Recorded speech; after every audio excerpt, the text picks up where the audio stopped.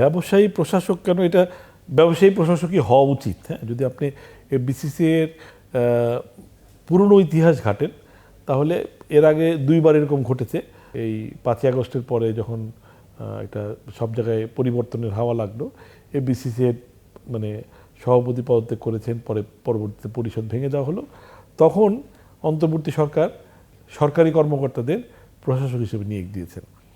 এবং এটা একটা কারণ হতে পারে যে আমরা অন্তর্বর্তীকালীন সরকারের মানে 1.5 বছর আর কার্যক্রমে আমরা দেখেছি যে প্রাইভেট সেক্টরকে, আপনারা আমাদের মুখে অনেকবার শুনেছেন এটা, যে প্রাইভেট সেক্টরকে তারা যে কোনো কারণেই হোক নেগলেক্ট করেছে অথবা অ্যাভয়েড করেছে। হ্যাঁ, আমাদেরকে খুব বেশি তাদের মানে কার্য পরিকল্পনা, তাদের চিন্তাভাবনার সঙ্গে আমরা খুব বেশি সম্পৃক্ত ছিলাম না। তো সেটা একটা কারণ হতে পারে যে ওনারা তখন এই যে বিসিসি এর যে রীতি, যে ব্যবসায়ীদের থেকেই মানে প্রশাসকের দায়িত্ব দেয়া, সেটা না করে ওনারা একজন মানে রিটায়ার্ড একজন, হ্যাঁ আমরা দীর্ঘদিন দেখলাম যে মানে এভাবে তারা, কারণ হতে পারে।